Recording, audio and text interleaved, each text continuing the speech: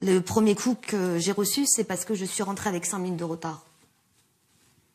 Vous savez ce que j'ai fait? J'ai pris ma douche, je suis allée me coucher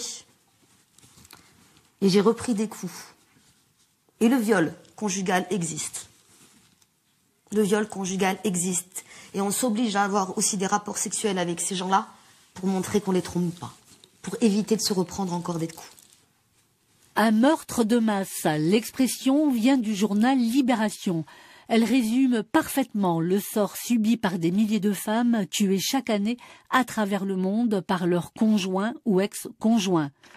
Étranglées, battues à mort, brûlées, tuées par balles, à coups de couteau, jetées d'un pont et autres modes opératoires.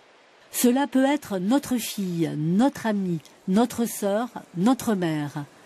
Après la mort de Julie Douib en mars dernier à l'île Rousse, 2 femmes ont décidé de rejoindre l'association Savannah, présidée par Mylène Jacquet, mère de la jeune fille morte en 2006.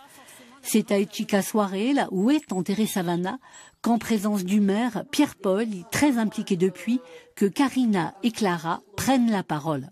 Il y a eu la première violence qui m'a complètement anéantie.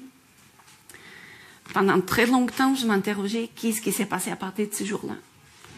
J'ai eu la chance de ne pas mourir. C'est grâce à mes petites toilettes où j'ai pu me réfugier pour qu'ils ne me balancent pas pour le balcon, après m'avoir donné un coup de poing,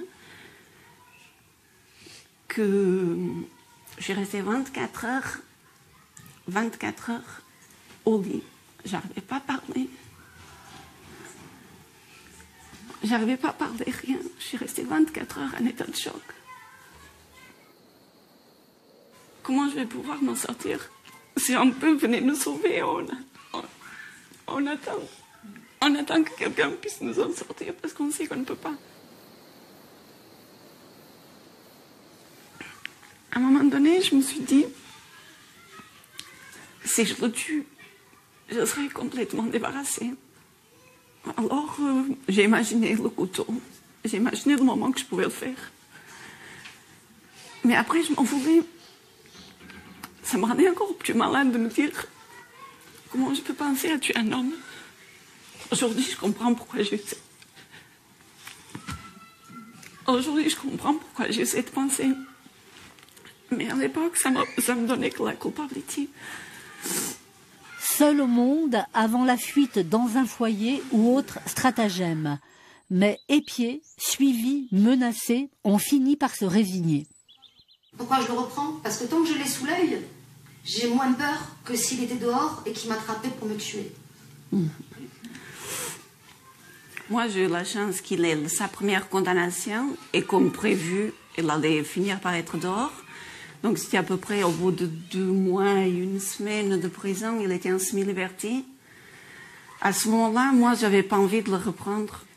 Donc il s'est énervé dimanche quand il m'a dit je suis chez toi dans 10 minutes. J'ai pris ma voiture, je suis partie, je me suis cachée dans un village vers San Benedetto.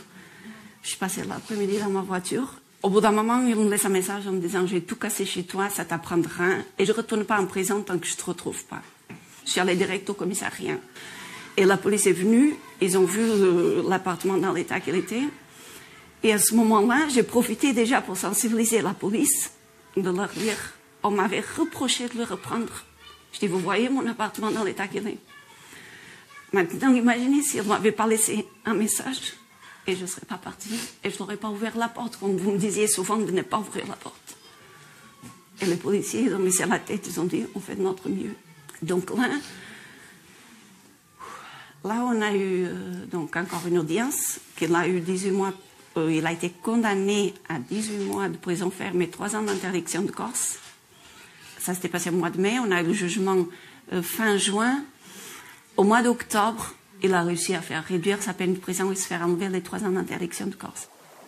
Condamné à vivre avec la peur, quelle que soit la situation, c'est le sentiment éprouvé. Je n'ai pas conduit depuis des années parce que quand je prends le volant, j'ai toujours eu peur de l'avoir derrière moi. J'ai peur de le recroiser. Et c'est une peur qui ne devrait pas exister. je rentre dans ma voiture, je bloque la porte. Et quand je me rends compte que j'ai pas bloqué, je vais avec mon coude discrètement, que je dis que personne ne me voit bloquer la porte, parce que sinon ils vont se dire qu'est-ce que lui prend de bloquer ses portières en Corse. Voilà, c'est parce que je me dis peut-être que je peux le croiser quelque part. En connaissant comme je le connais, il aurait été capable de me voir en feu rouge, de rentrer par la porte arrière et se mettre derrière. Je connais tout ce qu'il est capable, je connais tous ses comportements, comme toutes les femmes. Et c'est ça que je trouve dommage qu'on ne nous écoute pas. On sait de quoi ils sont capables. Violence faite aux femmes, grande cause nationale selon le gouvernement. Pour l'heure, c'est encore le pire qui s'abat sur l'une d'entre elles quasiment tous les 2 jours dans une ville ou une campagne française.